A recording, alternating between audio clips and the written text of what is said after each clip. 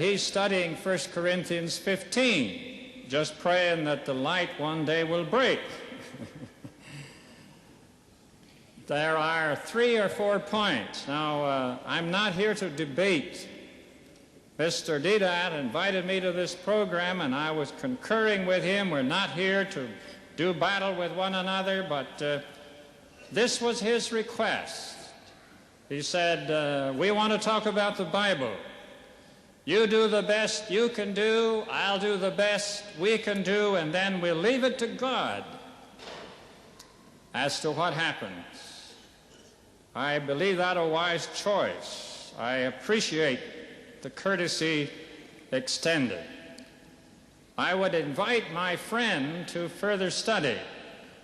First of all, in the matter of reference to Mary touching Jesus, Brother Ahmed, you need to check back with your Greek. The word hapto, the word to touch used in that text, has one meaning in the active voice and another meaning in the middle. In the active, it means to touch, as Brother Ahmed was talking about, but in the middle, it means to cling, and is used in 1 Corinthians 7 of the embrace of people in a marriage relationship.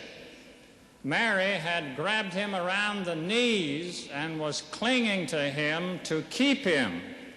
And Jesus said, you do not cling to me. I have not yet ascended unto my Father. I am fully in accord with all that Brother Ahmed said about Jesus coming back alive from the dead. Everything he says is true. Jesus was alive in the body, and manifest being alive in the body in all of his appearances following the crucifixion. But what Brother Ahmed still does not understand is that when Jesus said flesh and bones, he did not say flesh and blood.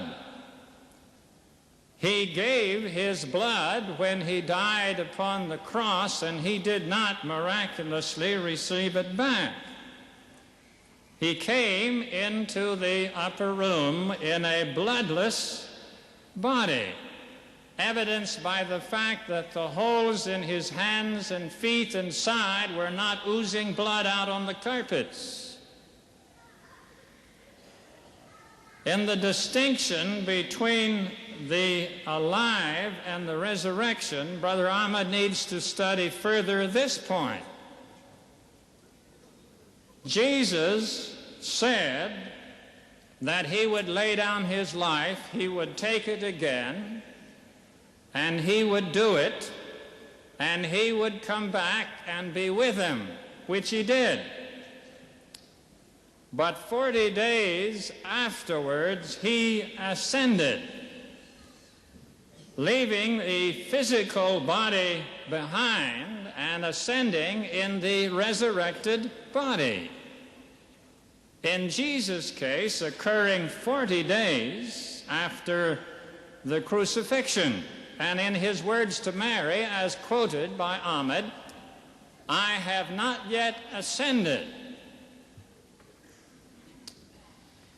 In the discussions which we have had about the sign of Jonah, Ahmed needs to look further into the text also.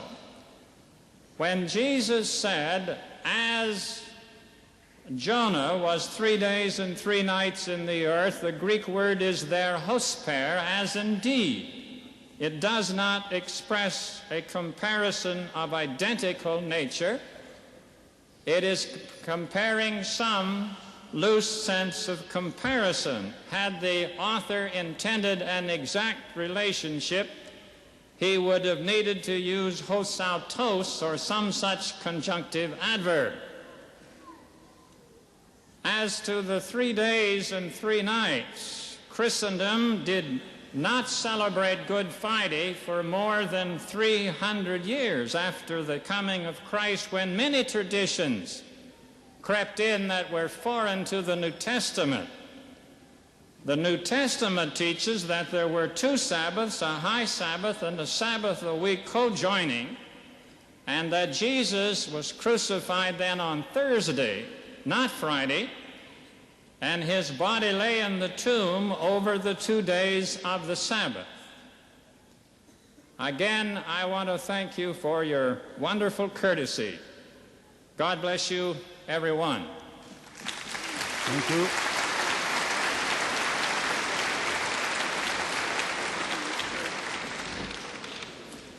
While I begin with some remarks as to how we should conduct the question-answer session, I would like to ask those who wish to have questions to line up in the front here so that they can use the microphone. Now, we have about 10 minutes or so for questions. I understand that this is a very limited time, so I would have to be, with your permission, very strict on these rules. First of all, a question, is not a speech or mini-speech. You have only a few seconds to put your question directly and to the point. Number two, if any of the audience have more than one question, ask only one so as to give a chance to other brethren, and get back to in the queue. You may have a chance if there is time allowed.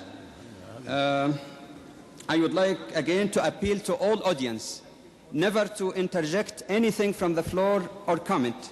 Let people ask their questions briefly and the speakers will answer them. Again, I'd like to insist on that, a few seconds. No preliminary comments. No preliminary comments. Directly to the question. The first brother, please. I'd like to ask both speakers why they didn't mention the fact that there are 49 references to crucifixion in the Bible, and to the word raised or resurrection in Arabic qama. In all languages there are more than 7 references in front of me to the actual word being raised, and why they didn't refer both of them to the fact that external evidences in history has spoken about the actual crucifixion of Christ by the Roman authorities. Thank you. Would any of the speakers wish to answer first?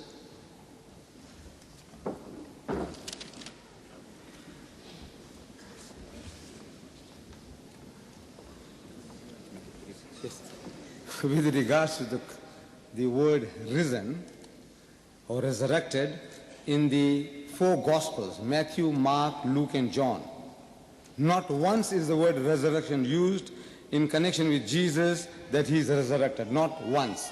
In the 4 Gospels, there is not a single reference. Thank you, Mr. Deedat. No interjection. Please get back in the line, and you may have a chance if there is. We have to give just a minute, please. We have to look at behind you and see how many people are waiting. Please give a chance to others. Would Professor Floyd wish to comment on that? Briefly also, please. Please. No, Ya Akhi, you're not the chairman of the meeting. I will tell him. So please, keep quiet. You wait until Professor Floyd answers. No, go ahead.